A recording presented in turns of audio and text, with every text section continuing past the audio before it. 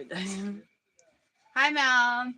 Matam kharagi matungda akhoi live amuk thazari tungdang si live thawso ma'am punna sakhang mai khangnaba wari watai sanaba amuk hourase akhoi hanagum live amuk thazari ma'am. Ni matam kuina tharudabagi akhoi akhoi mi amta lay. Hello ma'am. Notification out. Lakani hare. Hi ma'am.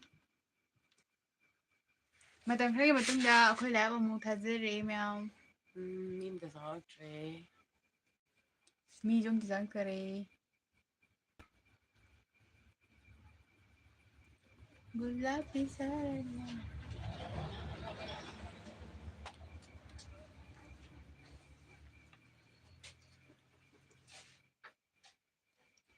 Adale. Thamana.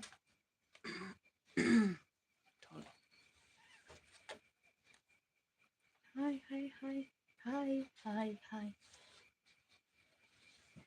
Hi, hello. Kano sangai sipo. Sangai ba music am kongni mi.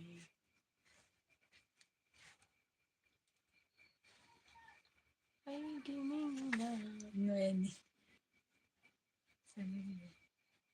Hello, ma'am. Iti mo lang sa sister ko sudo ko yaw da bitaro. Ngamaroy da din nang man chalo. Ko subo ko mai ko yaw da za da no. Sane. Kan. Kopi du ko mai ko to ba. Nang sabi na sila. Samin na de. Kusu tang toke. Morok sangang nang tong bundo dumai tawraga. Pakthare ta sanabi. Nasi ni mai se pa e he. Phora ti hi na pa.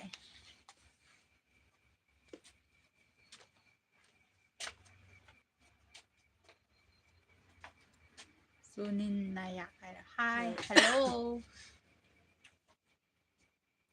Hello, hello. Ma'am, ngasi live sida tangbirai ba ma'am do?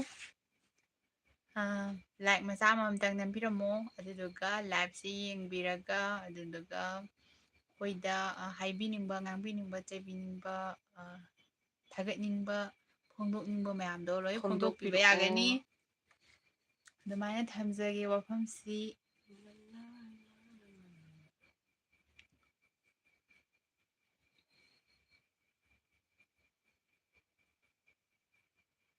samnam kelakwan Samnam game pamu butsi. Like amanambir ngam nungaye. Gaino kay lamday no Chua dai ne nawai bam. chua hayel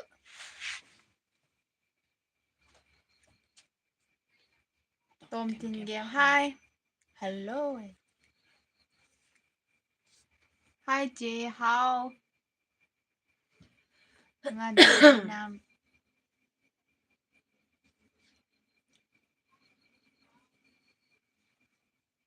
Labing biba puna magpo agad pundok steady. Haka mo sa le. Kuy na pa mo lai.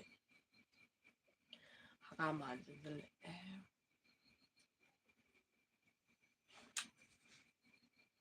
Em comment bibira mo. Labda changbir may puna magpo Neikhaibiteam gi maykaidagi. Tamno sari. Thank you Hairi aduduga comment masama amdang bibira mo. Hoy channel na Cebu mayamna nugsibiduna support tawbiyo madi video da soy kiran ki pumna ngakpiyo istikra ni hadali.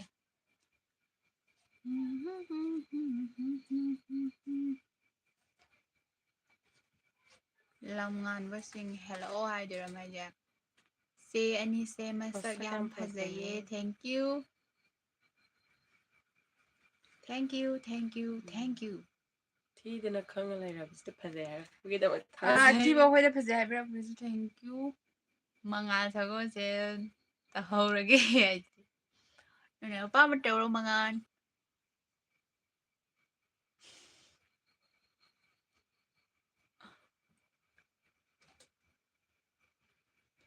Ngasi isay nomai thoroma sida koi isay amtang chakki gadori ba koi Mr.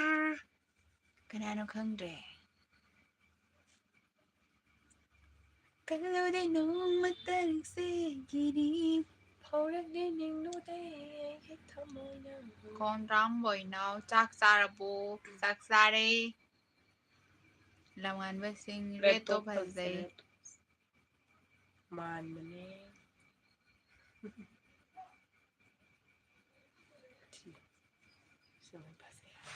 sắc thì ru bani na mina phải dây hay đất bờ đó bằng hai đã hai rau kre không để hoài mina phải dây hai đi hai rau rồi hai đi thì mà mina phải dây hai bữa đó rồi hai rau mà nè ma'am say sắc xa nè ra bro hꯧꯖꯤꯛ ꯁꯤꯕꯨ ꯀꯃꯥꯏ ꯀꯃꯥꯏ ꯇꯧꯅꯔꯤꯒꯦ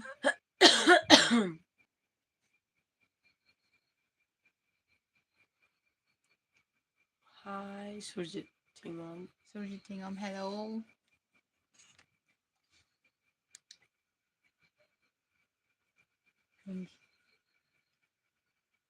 Thanane.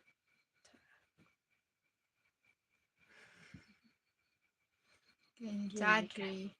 Oh, what's that?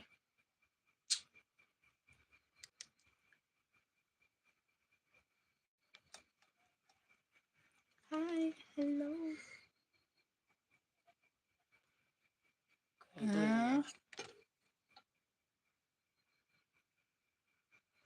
Wala man ang kakatwa niya. Ay, kang bro. Senari tongam. Kang yung senari? Kangi. Ngasi di mi lida. Wat lida. Ah, ngasi mi wat le. Mi mawat le ngasi do.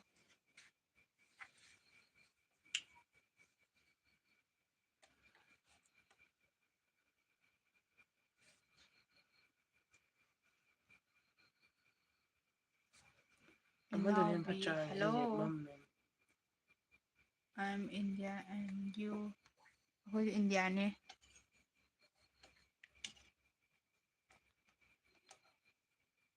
Amra.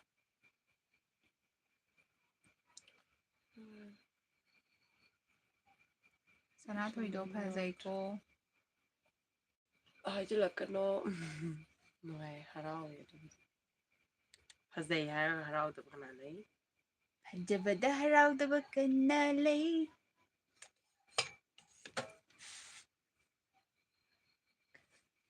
Kalode nong matang Lingjen yamna phazai, thank you. Phazai haibadi harau edo asengwai thibani ko. Mayam sum phazana ubibagi. Phazana ubidi phaza.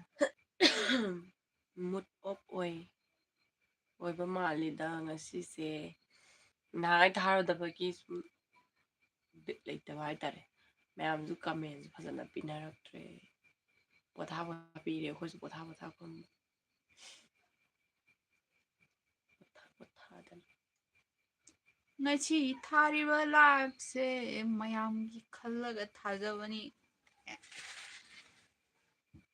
Lingjen chahi kya surage chahi se yamangang oiriye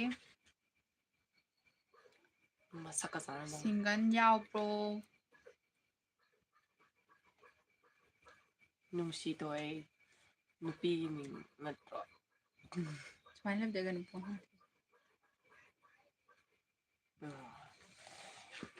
smaila I don't remember ai halai mami to si chamjina ra gangde kaino soiba ngasi hayen ko thekna pongdo ke khalinge koi kidara pakhacho langlan kanagi Lingjen lam ta haibiro chahi du ai chahi de mangang di oi chahi kya ga suram dai man ge bigo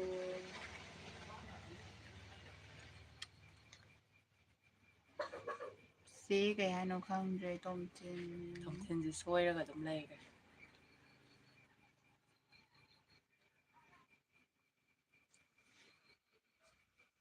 ꯑꯩ ꯆꯍꯤꯁꯦ ꯍꯥꯏꯈ꯭ꯔꯗꯤꯀꯣ ꯊꯥꯖꯔꯣꯏ ꯑꯗꯨꯅꯦ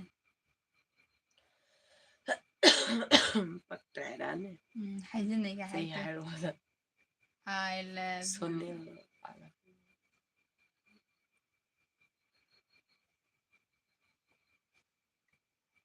Lingjen please ꯑꯩ ꯆꯍꯤ 20 ꯃꯅꯨꯡꯗ ꯂꯩꯔꯤ 20ꯗꯤ ꯁꯨꯗ꯭ꯔꯤ ꯅꯪꯒꯤ ꯋꯥꯗꯨꯗꯤ ꯅꯄꯥꯁꯤ ꯇꯥꯔꯗꯨꯗꯤ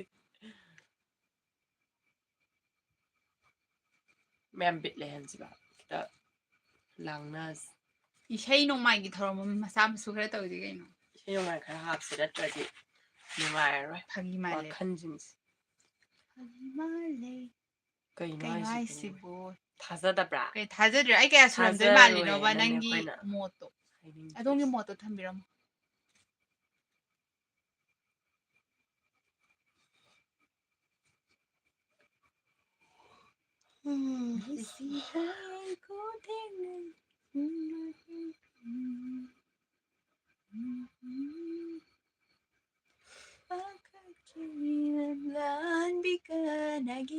ꯌꯦꯡꯁꯤꯟꯅꯗ ꯇꯨꯃꯤꯟ ꯎꯁꯤꯟꯅꯗꯔꯝꯅ ꯃꯉꯣꯟ ꯇꯥꯏꯕ ꯉꯥꯅꯤꯃꯛꯇꯁꯨ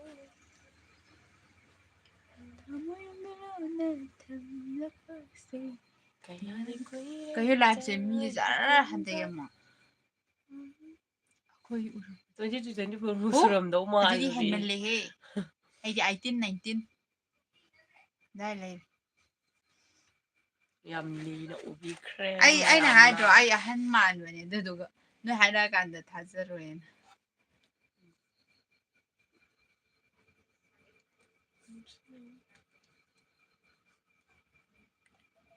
ꯁꯤꯗ ꯒ꯭ꯌꯥꯟ ꯇꯥꯅ ꯐꯝꯃ ꯂꯩ ꯃꯥꯜꯂꯦ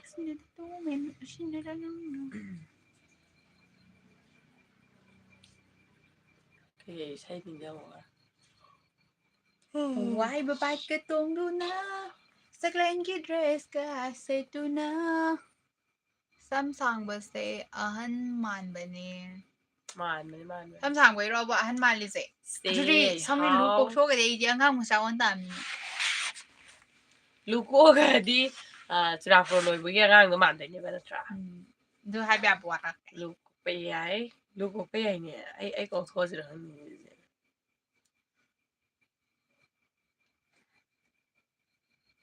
ꯃꯌꯥꯝ ꯑꯩꯒꯤ ꯆꯨꯔꯥꯀꯣꯔꯣꯟꯒꯤ ꯕꯥꯔꯇꯣꯟ ꯂꯥꯛꯀꯦ ꯆꯥꯛ ꯆꯥꯔꯕꯣ ꯆꯥꯔꯦ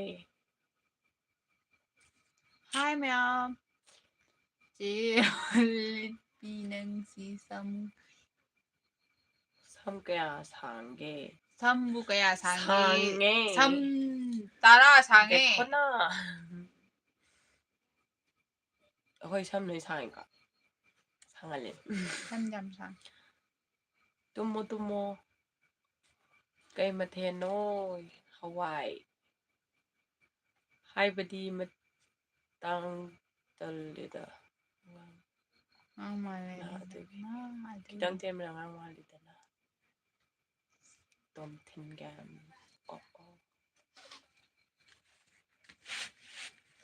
ꯁꯝ ꯈꯔ ꯇꯦꯜꯂꯒ ꯑꯉꯥꯡ ꯃꯥꯜꯂꯦ ꯑꯩ ꯁꯝ ꯀꯛꯑꯅꯤ ꯃꯌꯥꯝ ꯑꯉꯥꯡ ꯃꯥꯟꯅꯕ ꯑꯩ ꯁꯝ ꯀꯛꯑꯅꯤ ꯃꯌꯥꯝ ꯃꯤ ꯃꯤꯒꯤ ꯁꯛꯇ ꯂꯩꯔꯦ ꯁꯝ ꯁꯥꯡꯒꯦꯔꯥ ꯑꯩ ꯇꯦꯟꯒꯦꯔꯥ ꯁꯝ ꯇꯦꯜꯂꯁꯨ ꯑꯗꯨꯝ ꯑꯍꯟ ꯃꯥꯜꯂꯦꯗ ꯑꯩ ꯁꯝ ꯇꯦꯜꯂꯝꯃꯦꯕ ꯇꯦꯜꯂꯝꯃꯦꯕ ꯃꯤ ꯂꯣꯏ ꯇꯦꯟꯅꯩꯀꯣ ꯇꯦꯜꯂꯝꯃꯦ ꯑꯗꯨꯝ ꯅꯠꯇ꯭ꯔꯥ ꯑꯃꯨꯛꯅ ꯇꯦꯜꯂꯤ ꯑꯃꯨꯛꯅ ꯁꯥꯡꯉꯤ ꯉꯥꯛꯇꯅꯤ ꯍꯣꯏ ꯁꯥꯡꯕꯕꯨꯗꯤ ꯁꯨꯡꯁꯥꯡ ꯁꯥꯡꯗꯦ ꯍꯥꯏꯔꯛꯄ ꯌꯥꯏ ꯆꯥꯛ ꯆꯥꯔꯕꯣ ꯆꯥꯛ ꯆꯥꯔꯦ ꯅꯣꯏꯗꯤ ꯇꯦꯜꯂꯝꯕ ꯅꯣꯏ ꯍꯥꯏꯕꯁꯤꯗꯤ ꯑꯇꯩ ꯑꯇꯩꯗꯤ ꯂꯣꯏ ꯑꯗꯨꯝ ꯆꯥꯅꯔꯕꯣ ꯇꯦꯟꯅꯔꯛꯀꯗꯕꯅꯤ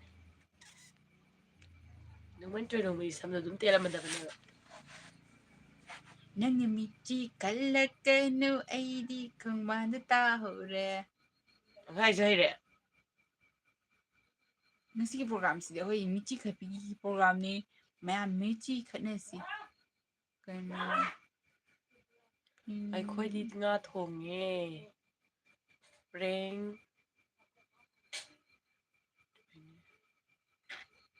ꯉꯥ ꯊꯣꯡꯕ ꯆꯥꯕ ꯐꯩ ꯑꯍꯥꯎ ꯑꯍꯥꯎꯕ ꯆꯥꯒꯗꯕꯅꯤ ꯑꯩꯈꯣꯏꯗꯤ ꯆꯥꯔꯦ ꯌꯦꯟ ꯊꯣꯡꯕꯒ ꯀꯩꯅꯣ ꯑꯍꯥꯎ ꯑꯍꯥꯎꯕ ꯉꯥꯛꯇ ꯆꯥꯅꯔꯦꯍꯦ ꯀꯩꯅꯣꯅꯦꯍꯦ ꯄ꯭ꯔꯦꯡ ꯆꯥꯒꯗꯕꯅꯤ ꯇꯧꯔꯤꯕꯅꯤ ꯆꯥꯒꯗꯕꯅꯤ ꯏꯟꯖꯥꯡ ꯍꯥꯏꯕꯁꯦ ꯑꯍꯥꯎꯕꯗ ꯆꯥꯒꯗꯕꯅꯤ ꯂꯩꯔꯗꯤ ꯑꯍꯥꯎꯕ ꯌꯥꯝ ꯉꯥꯛꯇ ꯄꯛꯇꯕ ꯆꯥꯕ ꯑꯦꯛꯇꯤꯡ ꯌꯥꯏ ꯇꯧꯁꯜꯂꯛꯑꯒꯦ ꯑꯩꯈꯣꯏꯗꯤ ꯃꯤ ꯌꯥꯝꯃꯛꯇ꯭ꯔꯦ ꯍꯤꯟꯖꯥꯡꯁꯦ ꯂꯩꯁꯜꯂꯛꯇ꯭ꯔꯦ ꯑꯗꯨꯒꯤ ꯍꯋꯥꯏ ꯆꯥꯕꯅꯦ hawai sabagidama warabiru. Hoi Hoi mane. Punamak namthani. Punamak. Namthana tiwari daw. Punamak using mate. Urubuko ling michina momon nokliye.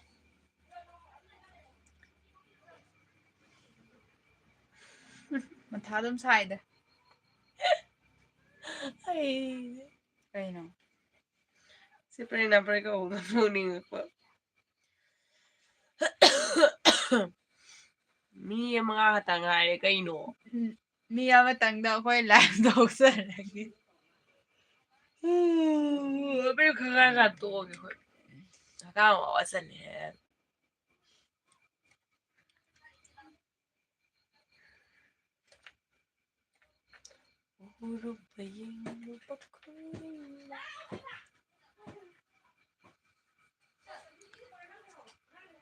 Ngasi thengnariba aikhoi se khangde yengna kari thoklagaba ngasi unariba aikhoi se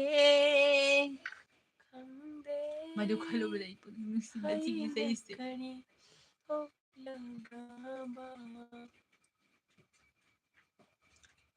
mamsilakle aigi punsi aigi dingal ngan thorakle aigi punsi isai di kaya mai jadi isai di daw mayam loi nya tumningabo Live thada kuire ngasi thase hakta oiresu na tharakpan hino mi yenga pitreba thawai yam nungai live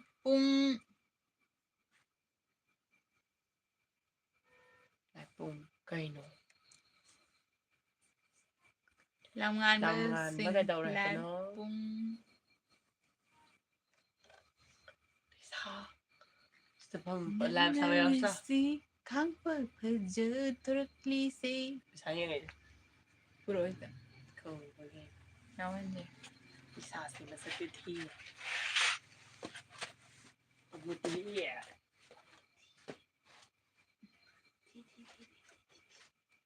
gai ngasi live ji ami ji lisa ya ko li sa ni se mayam si ngai lisa ma khori mele ahan ju ni ma di adamai to pi ga no li sa da ma ko li sa yeng bi yo mayam lisa de ahan oi re do na hoi ko li sa de yeng ning de bon da ma han ni na ko ma de han ni na yeng ning da ba phawe mana haise hoi angang gi sigumba thorom je pam de si de ma haining ise lisa de ahan oi re mayam kuirabani akhoi lisa ji design khari je kuzing ngawre kai no moina side si tawrije shikonjenta phone je mamang thamma kana ama malem sida miku khuding nangna lengda lisa ba like me ani like me ani ithana ngai ga tumurag puning dum nushida wari si taraga Isasay nung si bro phazabro mayam budi muzabane yengo masak yengo isagi masak amuba kai minga oge no ani se ai gi mingna Lingjen ai gina sana thoi khonjin ri yadre ise lokka tawki adom gi mingi kari ko ge nami yengo wada tholo kwa shangar hato bi khoi ho dong si ba bi da wada thogi amu bagi da har ne ko de kuchumu ba kaga min mana ba ama yauri sana toi ko bro kuchumu ba pero li sai jang bro je Shihita Haijinge ai tan dang hao ge nang tho ka Kaino Aminal Tomten Aigine Aminal Tomten What? eminian ai gin lise ꯑꯩꯒꯤꯅ ꯁꯥꯠ ꯑꯗꯨꯃꯥꯏꯅ ꯂꯩꯒꯗꯣ ꯑꯩ ꯂꯤꯡꯖꯦꯟ ꯑꯩꯒꯤ ꯂꯤꯡꯖꯦꯟ ꯀꯩꯅꯣꯅꯦ ꯑꯩ ꯃꯤꯡ ꯂꯤꯡꯖꯦꯟ ꯀꯣ ꯍꯣꯏ ꯀꯩꯗꯧꯔꯒꯦ ꯋꯥꯔꯤ ꯑꯗꯨꯝ ꯑꯩ ꯇꯧꯔꯦ ꯁꯅꯥꯊꯣꯏ ꯋꯥꯔꯤ ꯑꯗꯨꯝ ꯂꯤ ꯂꯩꯒꯗꯕꯅꯤ ꯁꯅꯥꯊꯣꯏ ꯀꯔꯝꯕꯅꯣ ꯁꯅꯥꯊꯣꯏ ꯀꯧꯔꯤꯁꯦ ꯀꯔꯝꯕꯅꯣ ꯃꯈꯨꯠ ꯊꯥꯡꯒꯠꯂꯣ ꯑꯩ ꯅꯪ ꯍꯥꯏꯌꯣ ꯐꯖꯅ ꯃꯣꯏ ꯈꯪꯗꯦ ꯑꯩ ꯃꯤꯖꯤꯔꯥꯕꯨ ꯈꯜꯂꯛꯏꯁꯦ ꯁꯅꯥꯊꯣꯏ ꯁꯦꯞꯄꯒ ꯌꯦꯡꯉꯛꯏꯁꯦ ꯁꯦꯞꯇꯕꯩ ꯁꯅꯥꯊꯣꯏꯅ ꯁꯦꯞꯇꯕꯩ ꯁꯅꯥꯊꯣꯏꯅ ꯑꯩ ꯁꯦꯞꯄꯦ ꯑꯃ ꯁꯅꯥꯊꯣꯏ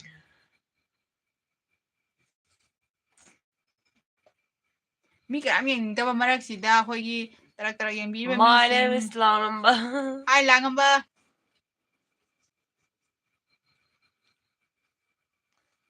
ꯏꯆꯦ ꯂꯥꯡꯉꯝꯕ ꯏꯆꯦꯕ ꯂꯩꯔꯝꯃꯤ My name is Lingjen ꯊꯣꯏꯕꯤ My name is ꯁꯅꯥꯊꯣꯏ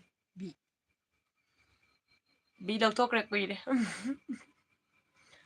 ꯊꯥꯏꯅ ꯋꯥꯔꯤ My name is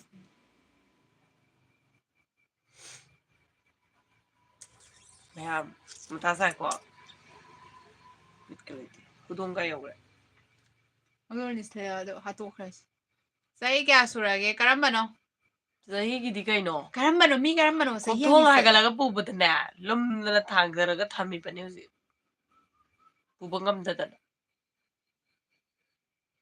ꯆꯍꯤꯒꯤꯗꯤ ꯊꯣꯏꯗꯣꯛꯀꯅ ꯄꯨꯕ ꯉꯝꯗꯦ ꯑꯩ ꯊꯥꯡꯊꯔꯒ ꯊꯝꯃꯤ ꯊꯥꯡꯒꯠꯄ ꯉꯝꯗ꯭ꯔꯤ ꯍꯧꯖꯤꯛ La la la ꯊꯣꯡꯒꯠꯄꯤꯅꯕ la la la la ꯃꯤꯐꯥꯎ ꯁꯅꯥꯊꯣꯏꯁꯦ ꯂꯩꯇ꯭ꯔꯦ ꯑꯩꯅ ꯍꯥꯏꯔꯤꯁꯤꯅꯦ ꯆꯍꯤꯗꯤ ꯑꯩ ꯊꯣꯡꯒꯠꯄ ꯉꯝꯗꯗꯅ ꯊꯝꯃꯤꯅꯦ ꯃꯣꯏꯅꯁꯨ ꯊꯥꯡꯒꯠꯄꯤꯕ ꯉꯝꯗ꯭ꯔꯦ ꯁꯅꯥꯊꯣꯏ ꯅꯪ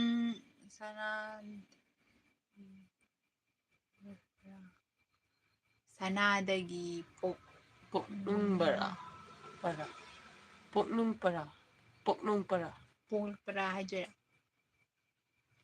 ꯀꯔꯤ ꯍꯥꯏꯕꯅꯣ ꯄꯨꯝꯅꯃꯛ ꯅꯝꯊꯥꯛꯅꯤ ꯁꯅꯥꯅ ꯑꯣꯟꯕꯅꯦ ꯁꯅꯥꯅ ꯁꯅꯥꯁꯨ ꯁꯤꯗꯦ ꯁꯅꯥꯅ ꯑꯣꯜꯂꯤꯅꯦ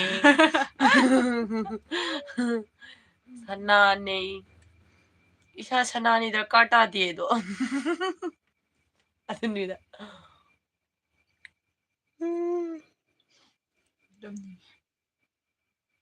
ꯑꯩ ꯃꯣꯀꯥ ꯆꯠꯄꯗꯤ ꯄꯔ ꯅꯪ ꯆꯠꯈꯠꯂꯛꯏꯕ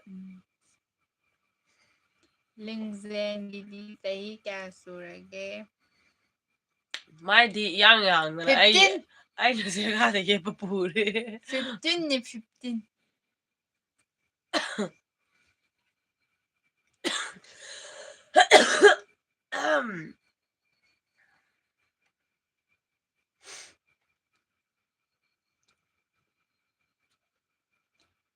ꯉꯁꯤꯒꯤ ꯂꯥꯏꯐꯁꯤꯗ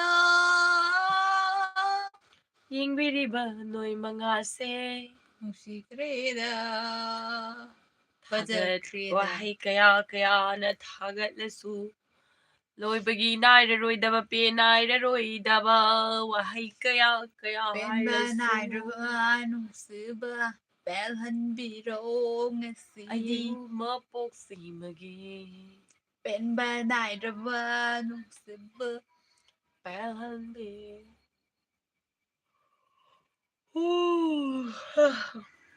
ꯂꯤꯡꯖꯦꯜ ꯅꯪ ꯆꯍꯤ 18 ꯁꯨꯔꯕꯣ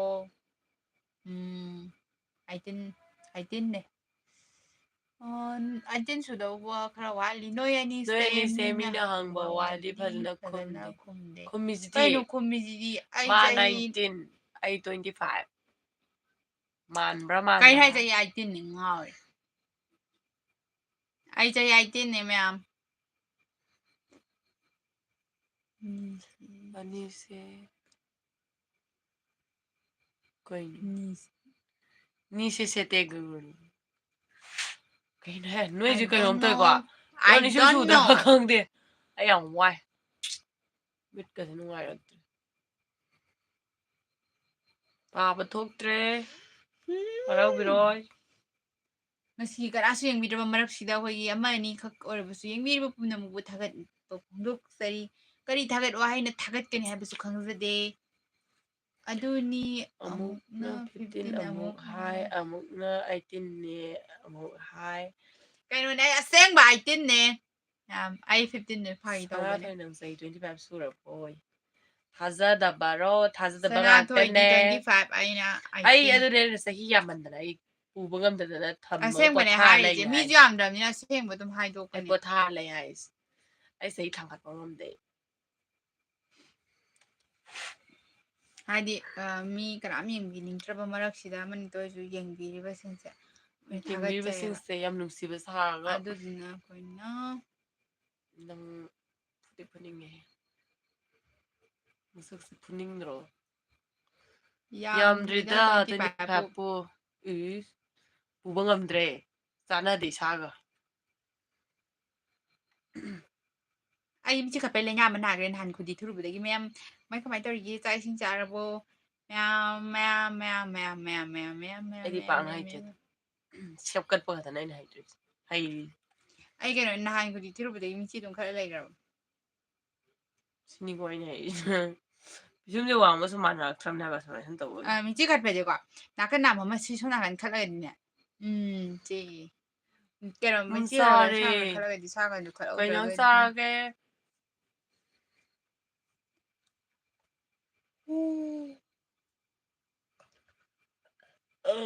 ꯀꯥꯝꯖꯕ ꯎꯍꯜꯂꯛꯇ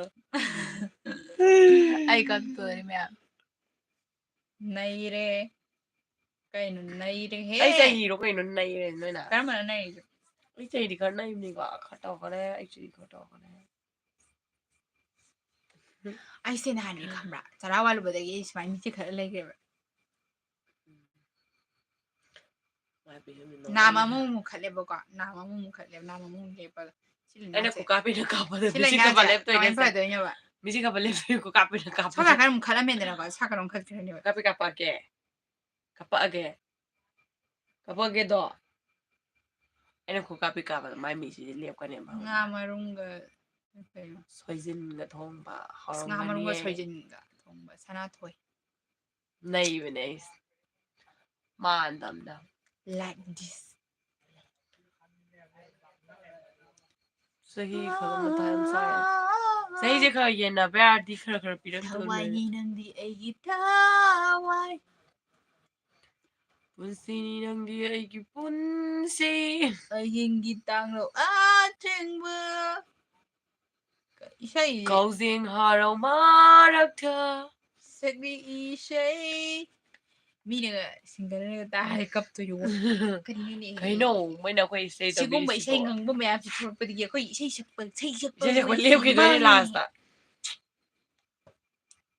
ꯗꯤꯝꯄꯜ ꯆꯣꯡꯉꯦ ꯆꯨꯁ ꯋꯥꯟ ꯕꯤꯖꯨ ꯑꯣꯔ ꯕꯜꯂꯥ ꯅꯣꯏꯕꯥꯅꯤꯒꯤ ꯑꯄꯥꯝꯕ ꯆꯨꯁ ꯇꯧ ꯑꯩꯗꯤ ꯕꯜꯂꯥ ꯕꯜꯂꯥ ꯕꯜꯂꯥ ꯕꯜꯂꯥ ꯑꯩꯗꯤ ꯑꯣ ꯈꯪꯗꯦ ꯕꯜꯂꯥ ꯑꯅꯤꯃꯛ ꯄꯥꯝꯃꯦ ꯃꯇꯥꯡ ꯃꯇꯥꯡꯒꯤ ꯕꯜꯂꯥ ꯕꯜꯂꯥ ꯊꯃꯣꯏꯒꯤ ꯕꯂꯥꯅ ꯕꯜꯂꯥ ꯀꯨꯝꯕ ꯐꯤꯂꯝꯗꯅ ꯕꯂꯥ ꯄꯥꯝꯃꯦ ꯁꯣꯃꯥꯅ ꯀꯨꯝꯕ ꯐꯤꯂꯝꯗꯅ ꯁꯣꯃꯥ ꯕꯂꯥꯅꯅꯦ ꯑꯉꯥꯡ ꯁꯥꯔꯁꯨ ꯑꯍꯟ ꯁꯥꯔꯁꯨ ꯑꯗꯨꯝ ꯐꯖꯕꯅꯦ ꯈꯪꯗꯦ ꯑꯩ ꯂꯣꯏ ꯐꯖꯩ ꯕꯂꯥꯅ ꯍꯦꯜꯂꯦ ꯑꯩꯅ ꯕꯂꯥꯅ ꯍꯦꯟꯅ ꯌꯦꯡꯕ ꯅꯨꯡꯉꯥꯏ ꯕꯤꯖꯨꯗꯩꯗꯤ ꯃꯤ ꯃꯤꯒꯤ ꯃꯣꯠꯅꯤ ꯈꯤꯇꯪ ꯂꯨꯝꯕꯗꯣ ꯂꯩꯗꯅ ꯕꯂꯥꯅ ꯇꯧꯊꯣꯔꯛꯄꯅ ꯍꯦꯟꯅ ꯂꯨꯝꯃꯦ ꯑꯗꯨꯏ ꯋꯥꯔꯤꯅꯤꯗ ꯀꯩꯁꯨ ꯂꯩꯕ ꯅꯪꯅ ꯋꯥꯔꯤ ꯃꯤꯆꯪ ꯅꯠꯇꯦ ꯃꯤꯈꯥꯏ ꯅꯥꯏꯕꯅꯦ ꯃꯤꯆꯪ ꯃꯤꯈꯥꯏ ꯅꯥꯏꯕ ꯅꯠꯇꯦ ꯑꯩꯅ ꯍꯥꯏꯔꯤꯁꯦ ꯕꯂꯥ ꯍꯣꯏꯅ ꯈꯔ ꯁꯦꯅꯤꯌꯥꯔꯁꯨ ꯆꯤꯡꯉꯦꯗꯅ ꯑꯗꯨꯒꯤ ꯈꯤꯇꯪ ꯌꯦꯡꯕ ꯅꯨꯡꯉꯥꯏꯕꯗꯣ ꯋꯥꯔꯤꯅꯤꯗ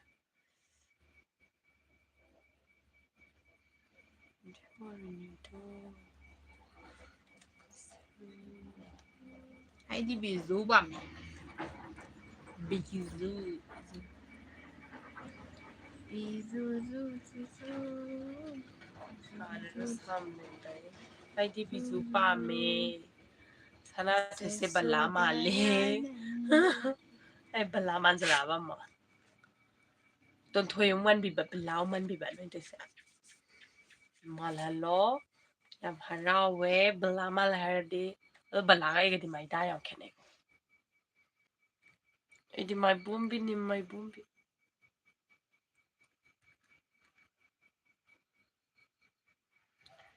ꯊꯋꯥꯏꯅꯤ ꯆꯍꯤ ꯀꯌꯥ ꯁꯨꯔꯒꯦ ꯍꯣꯏ ꯆꯍꯤ ꯆꯪꯕꯗ ꯁꯤꯕ ꯇꯥꯔꯦ ꯂꯥꯏꯞ ꯂꯣꯏꯁꯤꯜꯂꯛꯄꯗ ꯄꯨꯟꯅ ꯍꯥꯏꯔꯒꯦ ꯃꯃꯥꯡꯗꯁꯨ ꯑꯅꯧꯕ ꯍꯥꯏꯈ꯭ꯔꯕꯅꯦ ꯆꯪꯉꯛꯏꯔꯣ ꯍꯪꯒꯠꯂꯒ ꯑꯃꯨꯛ ꯆꯍꯤ ꯌꯦꯡ ꯍꯥꯏꯕꯕꯨ ꯋꯥꯏ April 25 only 25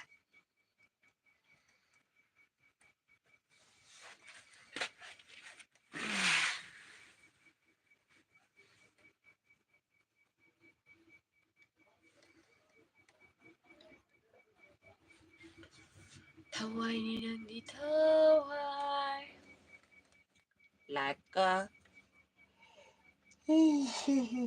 Labi bazuga Ngasigi fajara leikonsida yenglagi pena pena Namlagi nungsigi pena pena lainando nangi aigi aigitamoy yawnaba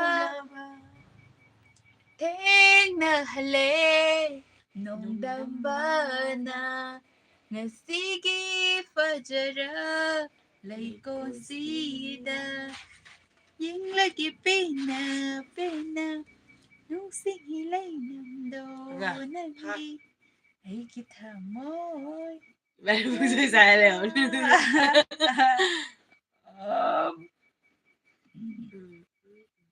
Ngasiꯗꯤ ꯃꯤ ꯁꯨꯡꯌꯦꯡ ꯌꯦꯡꯗ꯭ꯔꯁꯨꯀꯣ ꯑꯩꯈꯣꯏ ꯂꯥꯏꯞ ꯑꯗꯨꯝ ꯊꯥꯔꯅꯤ ꯂꯦꯞꯂꯤꯕ ꯈꯣꯡꯕꯝꯁꯦ ꯃꯤ ꯑꯃ ꯋꯥꯠꯄꯁꯦ ꯅꯨꯡꯉꯥꯏꯕ꯭ꯔꯣ ꯅꯨꯡꯉꯥꯏꯌꯦ ꯕꯤꯗ꯭ꯌꯥꯁꯥꯒꯔ ꯅꯥꯎꯔꯦ Nungai ꯃꯤ re, ꯑꯃ nungai ꯋꯥꯠꯄꯁꯦ re. ꯌꯥꯝ ꯀꯞꯅꯤꯡꯉꯤ ꯄꯨꯛꯅꯤꯡ ꯅꯨꯡꯁꯤ ꯉꯁꯤꯗꯤ Khana kano akhoi gi thamoi ꯄꯨꯛꯅꯤꯡ kari phauramgani ꯅꯨꯡꯁꯤꯕꯒꯤ haibado. ꯊꯧꯔꯝꯅꯦ ꯃꯌꯥꯝ Akhoi thamoi kari phauramgani haibado khana kano. Naga. Kano. Aido simi manda. ꯂꯤꯡꯖꯦꯟꯁꯦ tomboy Tomboy ma. ꯀꯩꯅꯣ ꯑꯩ tomboy ꯃꯥꯜꯂꯦꯕꯣ ꯀꯩꯅꯣ ꯅꯨꯄꯤꯅꯦ ꯁꯝ ꯁꯥꯡꯉ ꯈꯥꯛꯏꯁꯦ ꯇ꯭ꯔꯨꯁꯦ tomboy ꯅꯠꯇꯦ Sumdaubanne tomboy gi warise lamna thamkhraga. ꯑꯩ tomboy ꯅꯠꯆꯗꯤꯌꯦ ꯃꯌꯥꯝ ꯑꯩ Fajaba wari sanase. ꯅꯨꯄꯤ ꯃꯆꯥ Magi masakse karamba angle ꯅꯨꯄꯤꯁꯨ ꯑꯆꯧꯕ ꯅꯠꯇꯦ karamba side dagi karamba angle lawraga tomboy maluribano ꯀꯃꯥꯏꯅꯅꯣ tomboy ꯃꯥꯜꯂꯤ ꯑꯩꯒꯤ ꯁꯨꯝ ꯇꯤ ꯁꯥꯔꯠꯀꯨꯝꯕ ꯑꯗꯨꯝ ꯂꯤꯠꯄꯅꯦ ꯑꯗꯨꯗꯤ ꯃꯥꯜꯂꯤ ꯃꯌꯥꯝ Tisati dum liliji ꯇꯤ ꯁꯥꯔꯠꯇꯤ ꯀꯩꯅꯣ ꯃꯤ ꯅꯨꯄꯤ ꯇꯤ ꯁꯥꯔꯠꯇꯤ ꯅꯨꯄꯥꯗꯤ liliji karman saben to anman ꯍꯣꯏ ꯃꯥꯏ ꯁꯨꯝ ꯊꯥꯡꯖꯤꯜꯂ ꯂꯥꯏꯞ ꯊꯥꯔꯗꯤ Leo ay chi magpasagadra ije asyad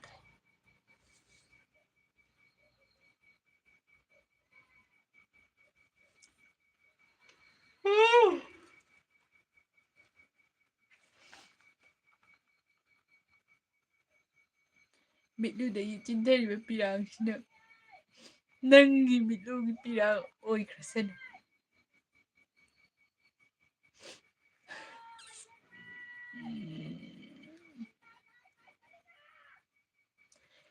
ꯍꯧꯖꯤꯛꯀꯤ ꯃꯇꯥꯡꯁꯦ ꯑꯩꯈꯣꯏ ꯋꯥꯁꯦ ꯈꯔ ꯀꯟꯅ ꯀꯟꯅ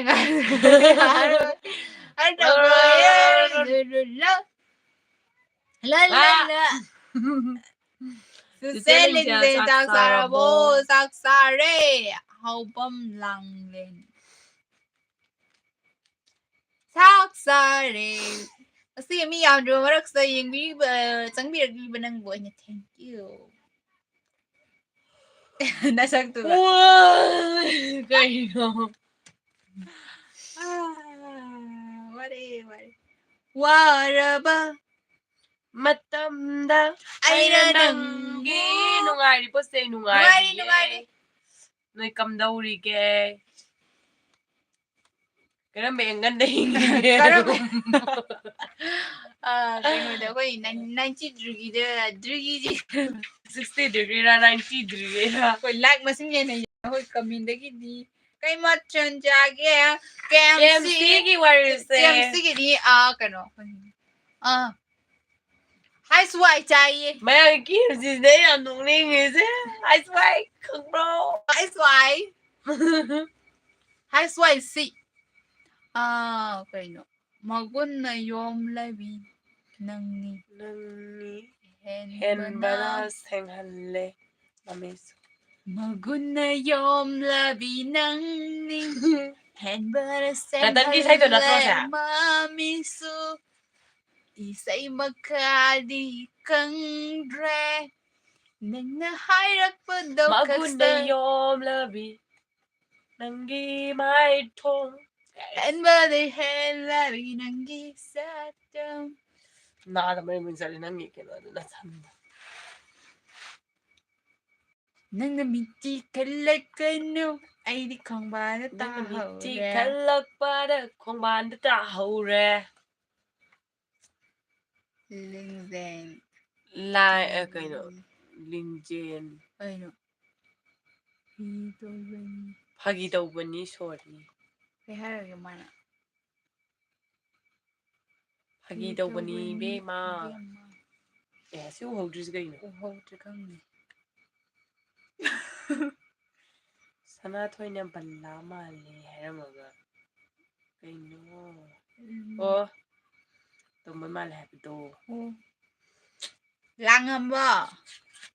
Ay tumba mali habito. Phagi tawbani. Ngasidi yam phazai ko se. Karon ba engan na yenge no engan disu ayakte engan ga to hotok to bida yi haire khangda ba khago to ro khoi engan ha se no gi senen se yamna video to ina thagala ko full support to jari na thank you makata ba video su dum yeng bio dum no magi thari thara na bangam na no badi mo chulo iso ja thai kani ngasi thagatre ngasi di lap pe khoda video nam hodra ba du lap thara ba kaino Ratan and Baron Suki by sai ni Mane adu sakpa hitaba adu sai ta di ta ba adu do se de ba dre de mara mo ga myam ngi ye nam me pa nam du sakto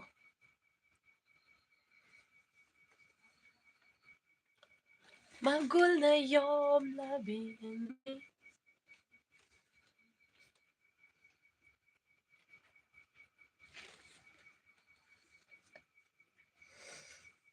I'm very glad to sing Tamaron to see Neikhaibi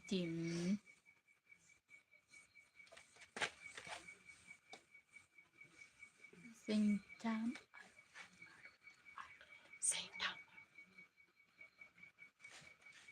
Magul na yom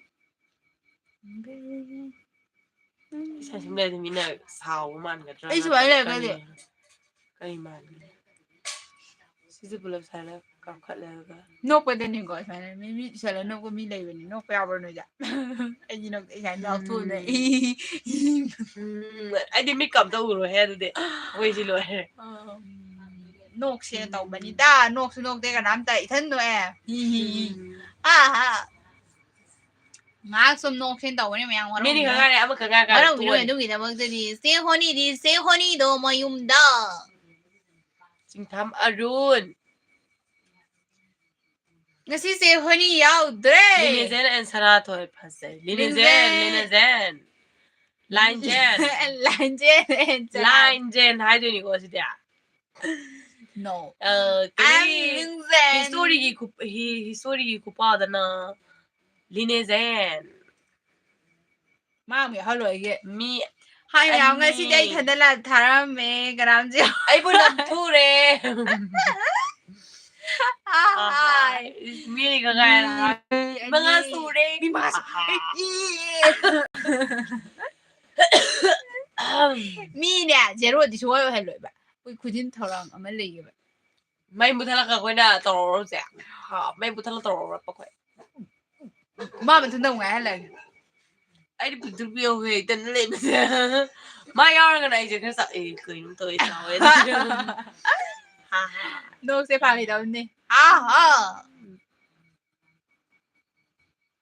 sige nushiraba ko ilabing biray tinanabam na magpo kay wahay na tagat sige karamba wahay 그리고 마tamda ado mo koy na tagat jari kuning mag tagat pa pungdok seli kuding mag tagat ragasu labing biray pum na magti ay tagat jari yang kita masuway na tagat kani tagat jari pum na magpo kugi lab sing biyo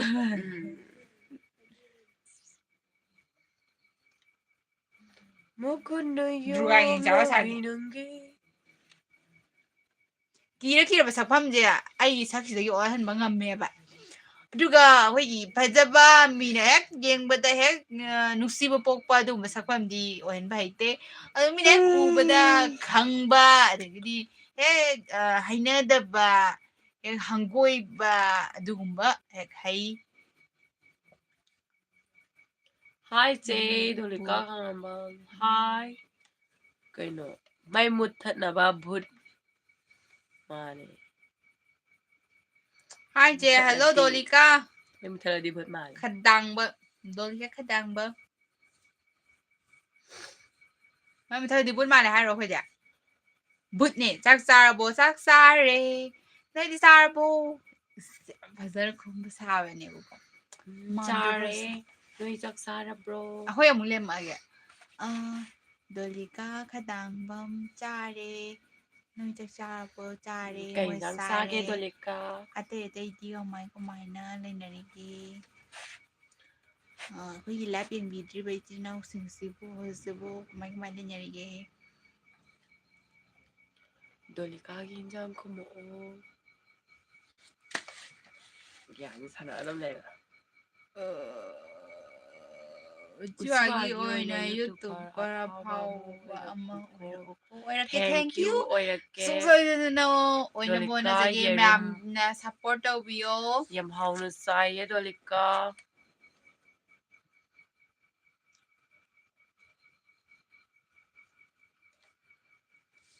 ꯃꯌꯥꯝꯅ support ꯇꯧꯕꯒꯤ ꯃꯈꯥ ꯄꯣꯜꯂꯦ ꯃꯌꯥꯝ ꯌꯥꯎꯗꯅ ꯑꯩꯈꯣꯏ ꯈꯛꯇꯪ ꯌꯥꯕ ꯅꯠꯇꯦꯀꯣ ꯑꯗꯨꯅ ꯃꯌꯥꯝꯒꯤ ꯃꯈꯥ ꯌꯥꯝ ꯄꯣꯜꯂꯦ ꯃꯌꯥꯝꯅ ꯅꯨꯡꯁꯤꯕꯤꯔꯗꯤ ꯄꯨꯝꯅꯃꯛ ꯑꯣꯏꯕ ꯉꯝꯒꯅꯤ ꯃꯌꯥꯝ ꯅꯨꯡꯁꯤꯕꯤꯗ꯭ꯔꯗꯤ ꯀꯔꯤꯁꯨ ꯑꯣꯏꯕ ꯉꯝꯃꯣꯏ ꯑꯩ ꯁꯩꯔꯦꯡ ꯊꯤꯔꯛꯀꯦ ꯃꯌꯥꯝ ꯃꯥꯁꯦ ꯊꯤꯔꯗꯤꯅꯦ ꯑꯥꯎꯠ ꯑꯣꯏꯍꯟꯗꯣꯏꯅꯦꯕꯀꯣ ꯀꯩ ꯃꯊꯦꯜ ꯆꯥꯔꯒꯦ ꯑꯩꯈꯣꯏꯗꯣ ꯀꯣꯕꯤ ꯑꯩꯗꯤ ꯍꯋꯥꯏꯅꯦꯅ ꯉꯁꯥꯏꯗꯒꯤ ꯍꯋꯥꯏ ꯑꯩꯒꯤ ꯍꯋꯥꯏ ꯃꯥ ꯍꯋꯥꯏ ꯆꯥꯏ ꯑꯩ ꯀꯣꯕꯤ ꯆꯥꯏ ꯉꯁꯥꯏ ꯅꯪꯅ ꯍꯋꯥꯏ ꯈꯣꯡꯕꯤ ꯀꯩꯒꯤꯅꯣ ꯆꯥꯏ ꯀꯩ ꯈꯨꯝꯃꯤ ꯑꯩꯁꯨ ꯍꯋꯥꯏꯁꯤ ꯍꯦꯟꯅ ꯈꯨꯝꯃꯤꯗꯨꯗꯤ ꯅꯪꯅ ꯑꯩꯅ ꯕꯅꯥꯟꯗꯣ ꯈꯔ ꯑꯗꯨꯅ ꯂꯥꯏꯗꯅ ꯃꯤꯒꯤ ꯏꯟꯖꯥꯡ ꯍꯨꯔꯥꯜꯂꯒ ꯃꯥꯅ ꯈꯨꯝ ꯂꯩꯔꯦ ꯅꯣꯡꯃꯩ ꯀꯥꯞꯇꯣꯏꯅꯦ ꯑꯩ ꯁꯤꯔꯦ ꯎꯆꯨꯋꯥꯁꯦ ꯃꯃꯤꯡ ꯑꯝꯇ ꯆꯠꯍꯟꯁꯦ ꯃꯇꯝ ꯄꯨꯝꯕꯗ ꯆꯦ ꯍꯣꯏꯗ ꯁꯞꯄꯣꯔꯠ ꯇꯧꯖꯔꯤꯅꯦ ꯊꯦꯡꯛ ꯌꯨ ꯇꯧꯕꯤꯌꯣ ꯆꯠꯍꯟꯁꯦ ꯑꯗꯣ ꯃꯌꯥꯝꯒꯤ ꯁꯞꯄꯣꯔꯠ ꯉꯥꯏꯔꯤ ꯑꯩꯈꯣꯏꯅ ꯃꯌꯥꯝꯒꯤ ꯁꯞꯄꯣꯔꯠ ꯉꯥꯏꯔꯤ ꯍꯥꯏꯗꯤ ꯃꯌꯥꯝꯅ ꯁꯞꯄꯣꯔꯠ ꯇꯧꯕꯤꯕꯒꯤ ꯃꯇꯨꯡ ꯏꯜꯂꯦ ꯑꯩꯈꯣꯏ ꯃꯃꯤꯡ ꯆꯠꯄ ꯆꯠꯇꯕ ꯍꯥꯏꯕꯁꯦ ꯆꯤꯄꯤ ꯆꯤꯄꯤ ꯆꯞꯄ ꯆꯞꯄ ꯏꯁꯩꯗꯣ ꯈꯪꯕꯔꯣ ꯆꯤꯄꯤ ꯆꯤꯄꯤ ꯆꯞꯄ ꯆꯞꯄ ꯑꯥꯏ ꯗꯣꯟ ꯅꯣ ꯈꯪꯗꯦ ꯆꯤꯄꯤ ꯆꯤꯄꯤ ꯆꯞꯄ ꯆꯞꯄ ꯌꯥꯝ ꯐꯖꯕ ꯏꯁꯩ ꯃꯥꯜꯂꯦ ꯈꯪꯉꯝꯗ꯭ꯔꯦ ꯑꯩꯈꯣꯏ ꯏꯁꯩ ꯌꯥꯝ ꯈꯪꯒꯟꯗꯦ ꯆꯤꯄꯤ ꯆꯤꯄꯤ ꯆꯞꯄ ꯍꯣꯏ ꯆꯞꯄ ꯚꯤꯗꯤꯑꯣ ꯑꯗꯨꯝ ꯌꯦꯡꯕ ꯏꯁꯩ ꯄꯥꯛ ꯌꯦꯡꯒꯟꯗꯦ ꯇꯥꯒꯟꯗꯦꯕ ꯑꯩꯈꯣꯏꯁꯦ ꯋꯥꯔꯤꯒꯨꯝꯕ ꯚꯤꯗꯤꯑꯣꯒꯨꯝꯕ ꯌꯦꯡꯖꯕ ꯑꯗꯨ ꯅꯠꯇꯅ ꯀꯔꯤꯁꯨ ꯇꯧꯒꯟꯗꯦ ꯆꯤꯄꯤ ꯆꯤꯄꯤ ꯆꯞꯄ ꯆꯞꯄ ꯆꯞꯄ ꯆꯞꯄ ꯆꯤꯄꯤ ꯆꯤꯄꯤ ꯁꯣꯡ ꯍꯥꯏ ꯑꯩ ꯂꯥꯏꯔꯤꯛ ꯇꯧꯔꯝꯃꯤ ꯃꯌꯥꯝ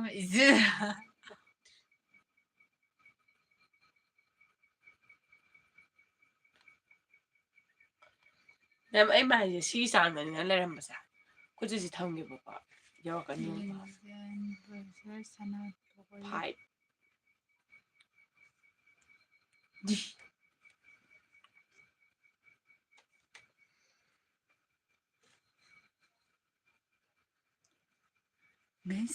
ꯂꯤꯅꯥꯖꯦꯟ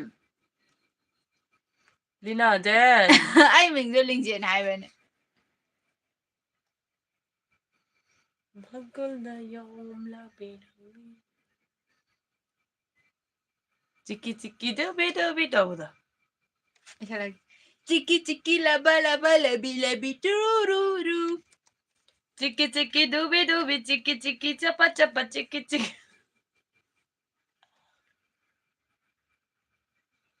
ꯆꯦ ꯂꯤꯡꯖꯦꯟ ꯅꯪ ꯍꯌꯦꯟꯗꯩꯔꯣ ꯃꯥꯅꯦ ꯑꯩ ꯍꯌꯦꯟꯗꯒꯤꯅꯦ ꯈꯪꯗ꯭ꯔꯕꯣ ꯑꯩ ꯃꯥꯟꯗ꯭ꯔꯕꯣ ꯑꯩꯁꯨ ꯍꯌꯦꯟꯗꯩꯅꯦ ꯑꯩꯁꯨ ꯍꯌꯦꯟꯗꯒꯤ ꯃꯥꯗꯤ ꯍꯌꯦꯟꯗꯒꯤꯅꯦ ꯍꯥꯏꯖꯤꯜꯂꯦ ꯇꯨꯁꯟꯗꯕ ꯅꯠꯇꯦ ꯍꯌꯦꯟꯗꯩꯅꯦ ꯆꯤꯄꯤ ꯆꯤꯄꯤ ꯂꯕ ꯂꯕ ꯆꯤꯄꯤ ꯆꯤꯄꯤ ꯑꯣ ꯆꯤꯄꯤ ꯆꯤꯄꯤ ꯔꯕ ꯔꯕ ꯗꯨꯄꯤ ꯗꯨꯄꯤ ꯆꯤꯄꯤ ꯆꯤꯄꯤ ꯂꯕ ꯂꯕ ꯗꯨꯄꯤ ꯗꯨꯄꯤ ꯆꯤꯡꯊꯥꯝ ꯑꯔꯨꯟ ꯅꯪ ꯀꯥꯏꯗꯩ ꯀꯩ ꯂꯝꯗꯩꯅꯣ ꯍꯌꯦꯡ ꯅꯪ ꯎꯆꯨꯋꯥꯗꯒꯤꯔꯣ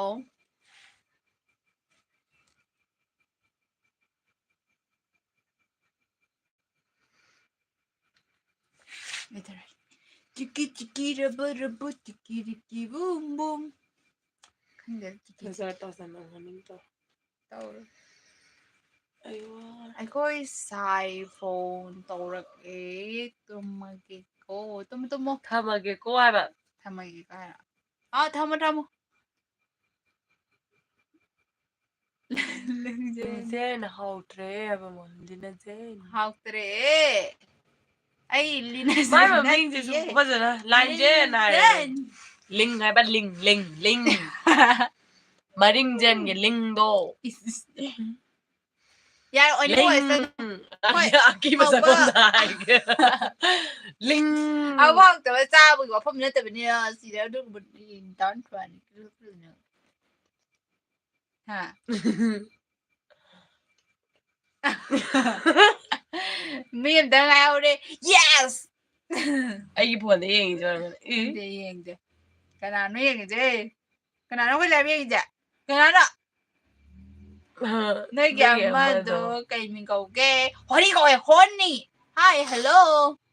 Tôm chín năng người ta ngay mà để khoai lại biển thì thank you. À tôm mua hanna. Tram nó xí. Hanna ta cái chơi. Tôm tin.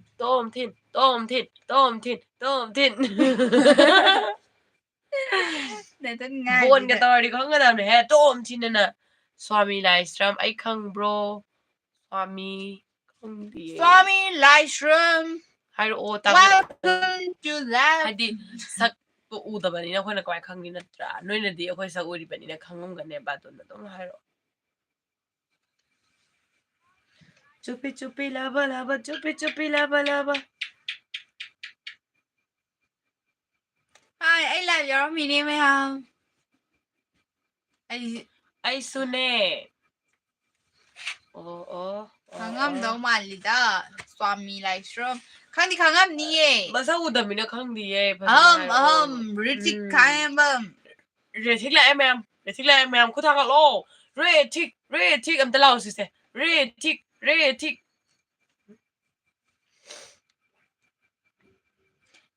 Suti leba. Ai sune. Ai su. Oh, ai sune. Ai sune. Hi mèo. Anh ngày xin làm giáo bên nè. Neikhaibiteam ghi làm thao bên đó mèo. Anh Lingjen nè. Ai giáo bên nè. Ai do yumda tumge na khanbadagi lab tha sabadagi tharam bên nè. Adugin nè. Tumuge good night. Re thích. Mèo good night. Re thích. Mình đom ta. Hai nè ro. Ai ghi Lingjen. Ai ghi sana thôi. Swami livestream. Ang khang preso hang ba du ko khoi mình số mo hang ba. Khoi gan tan re. Kai lam dai no ma'am se kai lam dai no. Hai bi kai sukai da bor ga. Ai mong lại he. Toto. Tonton arki. Harus tumingin. Chiki lava. Siki lava.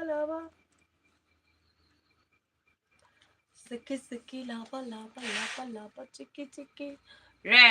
Re thích. Macam.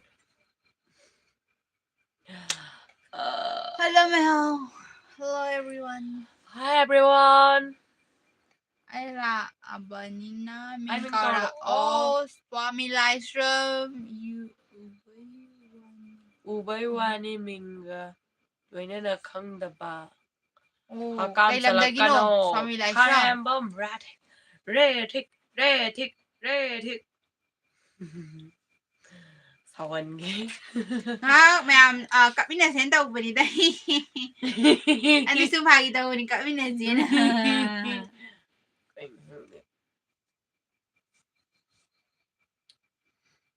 Chiti level. Maaram bay tengol. Kaino? Mi aram bay tengol. Kaino? Mi aram bay tengol. Langam base aram bay tengol ne hai ro. Kay hai no không đi. Aram bay basu pai. Ai mình pan gano sao ro. Re thích. ꯊꯤ ꯀꯩ ꯂꯝꯗꯒꯤꯅꯣ ꯏꯆꯟ ꯑꯅꯤꯕꯣ ꯀꯧꯔꯛꯇꯦ ꯑꯩꯈꯣꯏ ꯀꯩꯅꯣ ꯍꯌꯦꯜ ꯎꯆ꯭ꯔꯥ ꯍꯌꯦꯜ ꯍꯥꯏꯔꯒꯁꯨ ꯈꯪꯅꯩ ꯑꯗꯨꯒ ꯍꯌꯦꯜꯅꯦ ꯑꯩꯈꯣꯏꯒꯤꯗꯤ ꯇꯣꯟꯁꯦ ꯉꯥꯎꯔꯕ ꯈꯪꯗꯦꯗ ꯃꯤꯡ ꯀꯧꯕꯗ ꯑꯥꯔ.ꯀꯦ. ꯇꯣꯟ ꯑꯥꯔꯀꯦ ꯊꯣꯟ ꯌꯦꯁ ꯍꯥꯛ ꯂꯥꯡꯉꯝꯕꯁꯤꯡꯁꯦ ꯀꯩꯅꯣ ꯊꯣꯟ ꯑꯣ ꯑꯥꯔꯥꯝꯕꯥꯏꯇꯦꯝꯕꯣꯅꯤ ꯊꯦꯡꯛ ꯌꯨ ꯂꯥꯏꯕꯦꯡꯕꯤꯕꯒꯤ ꯈꯨꯟꯁꯨ ꯉꯥꯛꯄꯤꯕ ꯄ꯭ꯔꯖꯥꯁꯨ ꯉꯥꯛꯄꯤꯕ ꯑꯗꯨꯒ ꯑꯃꯨꯛꯁꯨ ꯑꯩꯈꯣꯏꯒꯤ ꯂꯥꯏꯐꯁꯨ ꯌꯦꯡꯕꯤꯕꯒꯤꯗꯃꯛ ꯊꯦꯡꯛ ꯌꯨ ꯑꯗꯣꯝꯕꯨ ꯊꯥꯒꯠꯆꯔꯤ ꯂꯥꯟꯉꯝꯕ ꯀꯩ ꯂꯝꯗꯒꯤ ꯑꯣꯏꯕꯤꯔꯕꯅꯣ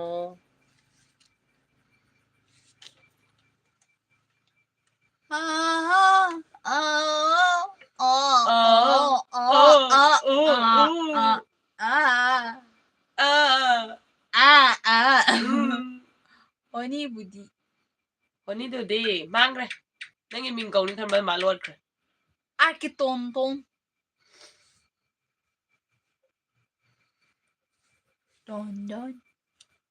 ꯃꯥꯅ ꯅꯪꯒꯤ ꯃꯤꯡꯁꯦ ꯀꯧꯕ ꯌꯥꯝ ꯋꯥꯏ ꯐꯥꯒꯤ ꯇꯧꯕꯅꯦ ꯉꯥꯏꯍꯥꯛ ꯁꯨꯝ ꯀꯞꯃꯤꯟꯅꯁꯦꯅ ꯃꯌꯥꯝꯗꯤ ꯀꯞꯇ꯭ꯔꯤ ꯏꯊꯟꯇ ꯀꯞꯄꯦ ꯌꯦꯂꯣꯁꯦ ꯋꯥ ꯑꯃꯗꯤ ꯍꯥꯏꯅꯤꯡꯉꯤꯗ ꯁ꯭ꯋꯥꯃꯤ ꯂꯥꯏꯁ꯭ꯔꯝ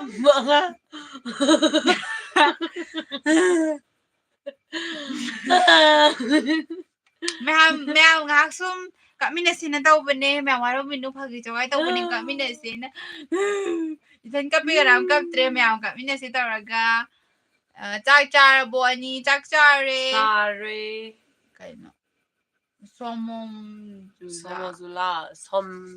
ꯍꯜꯂꯣ ꯍꯥꯏ ꯁꯣꯃꯣꯝꯖꯨꯂꯥ hello hi ꯑꯩ ꯌꯥꯎꯔꯝꯃꯤꯌꯦ hi ꯂꯥꯏꯐꯇ ꯁꯣꯃꯣꯝꯖꯨꯂꯥ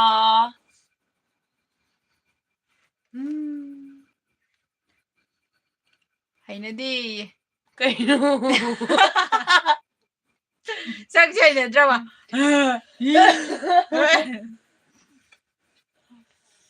ꯃꯌꯥꯝ ꯀꯞꯃꯤꯟꯅꯁꯦ ꯃꯥꯏ ꯇꯧꯕꯅꯦ ꯊꯨꯒꯥꯏꯕꯅꯤꯗ ꯃꯥꯏ ꯊꯨꯒꯥꯏꯕ ꯀꯩ ꯃꯊꯦꯜ ꯆꯥꯔꯒꯦ ꯍꯋꯥꯏ ꯆꯥꯏꯌꯦ ꯏꯊꯟ ꯀꯞꯄꯦ ꯃꯌꯥꯝ ꯄꯨꯟꯅ ꯀꯞꯃꯤꯟꯅꯁꯦꯅ ꯅꯣꯏꯒꯤꯅ ꯀꯣꯕꯤ ꯑꯩꯈꯣꯏꯒꯤꯅ ꯀꯣꯕꯤ ꯑꯩꯈꯣꯏꯒꯤꯅ ꯍꯋꯥꯏ ꯑꯗꯨꯃꯥꯏꯅ ꯇꯧꯔꯒ ꯆꯥꯔꯦ ꯀꯩꯅꯣ ꯈꯨꯝꯗ꯭ꯔꯤꯁꯦ ꯁ꯭ꯋꯥꯃꯤ ꯂꯥꯏꯁ꯭ꯔꯝ ꯈꯨꯝꯗꯣꯔꯤꯕꯅꯣ ꯈꯨꯝꯗ ꯋꯥ ꯑꯝꯇ ꯂꯩꯇꯦ ꯑꯣ ꯃꯥꯏ ꯒꯣꯠ ꯍꯥꯏꯗ ꯃꯥꯜꯂꯦ ꯍꯥꯏ ꯃꯌꯥꯝ ꯍꯦꯜꯂꯣ ꯋꯤꯜꯂꯤ ꯅꯥꯎꯔꯦꯝ ꯂꯥꯛꯑꯦ ꯃꯌꯥꯝ ꯀꯩꯅꯣ ꯃꯥ ꯍꯥꯏꯁꯦ ꯀꯅꯥꯅ ꯀꯥꯗꯧ ꯃꯥꯟꯒꯦ ꯀꯅꯥ ꯀꯥꯗꯧ ꯃꯥꯟꯒꯦ ꯑꯀꯥꯕ ꯃꯤꯗꯨꯅ ꯀꯥꯔꯦ ꯑꯩꯈꯣꯏꯗ ꯊꯣꯏꯗꯣꯛꯅ ꯈꯜꯂꯨꯗ꯭ꯔꯦ ꯃꯔꯝꯗꯤ ꯑꯀꯥꯕ ꯃꯤꯗꯨꯅ ꯀꯥꯔꯛꯀꯗꯣꯏꯅꯦꯕꯀꯣ ꯑꯩꯈꯣꯏꯅ ꯈꯜꯂꯨꯔꯒꯁꯨ ꯑꯗꯨ ꯈꯜꯂꯨꯗꯦ ꯋꯥꯔꯤꯅꯤꯗ ꯅꯣꯡꯃꯇ ꯅꯪꯁꯦ ꯑꯩꯒꯤꯅꯤ ꯁ꯭ꯋꯥꯃꯤ ꯐꯥꯎꯔꯛꯂꯦ ꯈꯨꯝꯁꯨ ꯈꯨꯝꯃꯛꯇꯅ ꯁ꯭ꯋꯥꯃꯤ ꯅꯪꯒꯤ ꯑꯄꯥꯝ ꯂꯥꯏꯁ꯭ꯔꯝ ꯅꯪꯅ ꯍꯥꯏꯗꯧ ꯋꯥꯗꯨꯕꯨ ꯑꯩꯅ ꯀꯃꯥꯏꯅ ꯈꯨꯝꯗꯣꯏꯅꯣ ꯀꯩ ꯂꯝꯗꯒꯤꯅꯣ ꯑꯅꯤ ꯑꯩ ꯁꯜꯂꯨꯔꯒꯦ ꯕꯕꯥꯏ ꯕꯥꯏ ꯒꯨꯗ ꯅꯥꯏꯠ ꯃꯌꯥꯝ ꯍꯣꯅꯤꯗꯣ ꯂꯩꯈꯤꯗ꯭ꯔꯕꯅꯦ ꯍꯣꯅꯤꯒꯤ ꯁꯣꯔꯥꯠꯀꯤ ꯚꯤꯗꯤꯑꯣ ꯑꯃ ꯅꯝꯃꯛꯀꯅꯤ ꯑꯗꯨ ꯌꯦꯡꯃꯤꯟꯅꯁꯦ ꯄꯨꯟꯅ ꯃꯌꯥꯝ ꯃꯤꯠꯌꯦꯡ ꯌꯦꯡꯃꯤꯟꯅꯁꯦ ꯇꯥꯃꯤꯟꯅꯁꯦ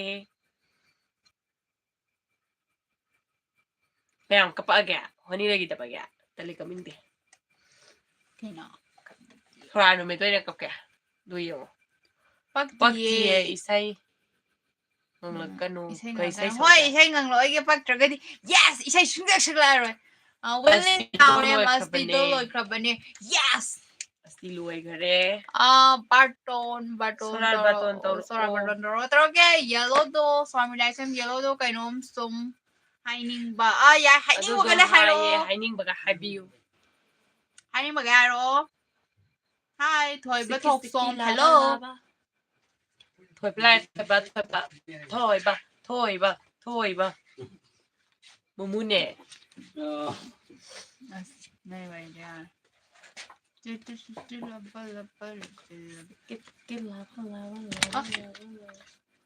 ꯑꯩꯈꯣꯏ ꯕ꯭ꯌꯨꯇꯤꯅ ꯃꯋꯥ ꯑꯝꯇ ꯂꯧꯕꯤꯗꯦ ꯑꯩꯈꯣꯏꯕꯨ ꯀꯩꯁꯨ ꯊꯣꯏꯗꯣꯛꯇꯦ ꯃꯥꯅ ꯁꯤꯁꯦ ꯃꯌꯥꯏꯗ ꯇꯥꯍꯜꯂꯒ ꯐꯖꯅ ꯇꯥꯍꯟꯗꯕꯩꯅꯦ ꯇꯥꯍꯟꯒꯦ ꯀꯩꯅꯣ ꯌꯥꯔꯦ ꯇꯥꯍꯜꯂꯦ ꯌꯥꯔꯕꯣ ꯌꯥꯔꯦ ꯅꯪ ꯎꯗ꯭ꯔꯤꯅ ꯎꯏꯌꯦꯅ ꯆꯪꯁꯤꯜꯂꯛꯑꯣꯅꯦ ꯑꯃꯗꯤ ꯋꯥꯠꯂꯦ ꯅꯣꯏ ꯇꯤꯝꯁꯦ ꯁ꯭ꯋꯥꯃꯤ ꯂꯥꯏꯁ꯭ꯔꯝ ꯋꯥꯠꯄꯅꯦ ꯑꯃꯗꯤ ꯋꯥꯠꯂꯦ ꯅꯣꯏ ꯇꯤꯝꯁꯦ yes Whatever. Yes. Siki lobo. Sakana hai. Yung bitangai.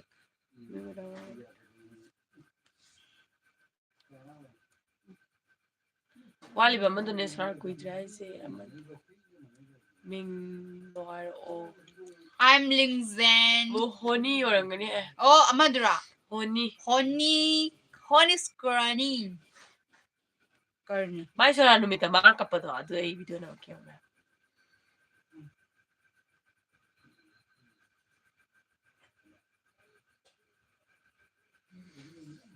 Asengba minglo.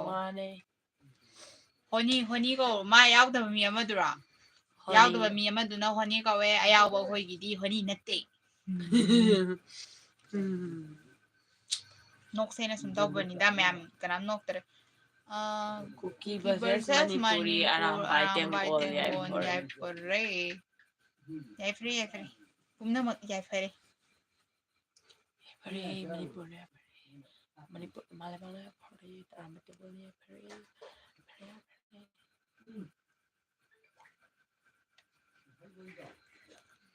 So.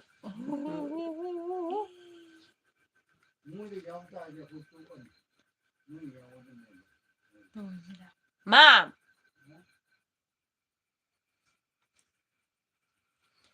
Mi se yamani nungaidawni.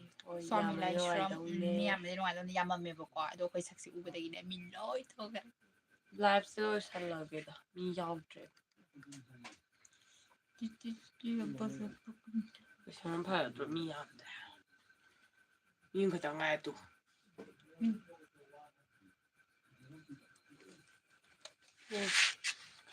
I'm dead. Kaino. Share tawba ya yautro ma ya. Laptagi tax to aduga bindu hum jokol namtanaga siataw. Share tawba miyawbane.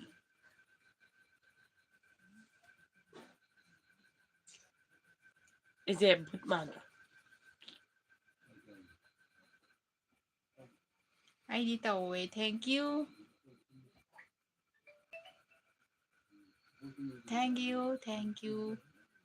Mi haibane o mi tawbiramdre dunani. Sukaidi hadi.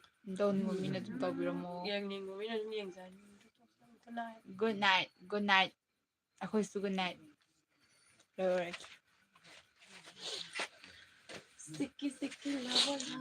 ꯑꯩꯈꯣꯏꯒꯤ ꯉꯁꯤꯒꯤ ꯂꯥꯏꯚꯀꯤ programme ꯑꯁꯤ ꯑꯩꯈꯣꯏ ꯁꯔꯨꯛ ꯌꯥꯕꯤꯕ ꯄꯨꯝꯅꯃꯛꯄꯨ ꯑꯩꯈꯣꯏ ꯊꯥꯒꯠꯄ ꯐꯣꯡꯗꯣꯛꯆꯔꯤ ꯋꯥ ꯑꯃꯗꯤ ꯍꯥꯏꯅꯤꯡꯉꯤꯀꯣ ꯋꯥ ꯑꯃꯠꯇ ꯅꯠꯇꯦ ꯋꯥ ꯃꯌꯥꯝ ꯍꯥꯏꯕꯤꯌꯨ ꯁꯟꯊꯦꯟ ꯃꯆꯥ ꯀꯩꯅꯣ ꯁꯤꯔꯣꯏ ꯁꯤ ꯑꯅꯤꯜ ꯃꯥꯜꯂꯤ ꯁꯟꯊꯦꯟ ꯃꯆꯥ ꯌꯥꯎꯗꯦ ꯗꯣꯡꯒꯤꯗꯣ ꯑꯣꯟꯅꯔꯅꯤ ꯁ꯭ꯋꯥꯃꯤ ꯂꯥꯏꯁ꯭ꯔꯝ ꯌꯦꯜꯂꯣ ꯍꯥꯏ what yellow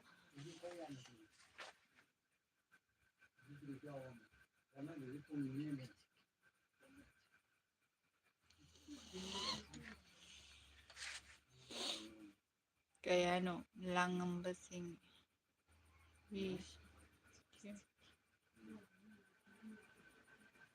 Madanda chiki tawlerin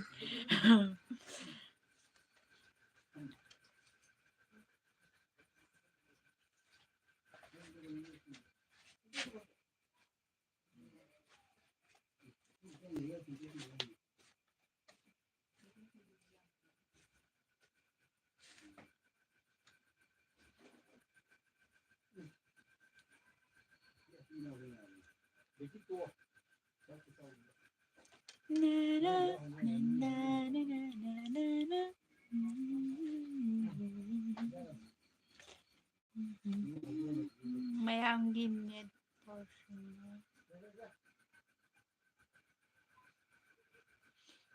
mayamgi nate personal hayam adoidi yam personal oiba waridi kona sanarasi nongma lao aduga fajan sanarasi dana matang saida live su loisilage mayam loisilage tawbaneba amusu nungairtaba mi amta oirsu yengbiridana ko akhoi khalaga adudogi nungaitana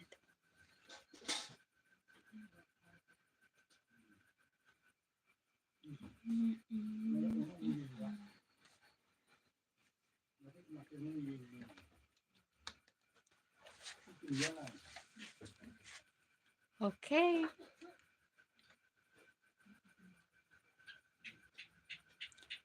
Okay, okay, okay.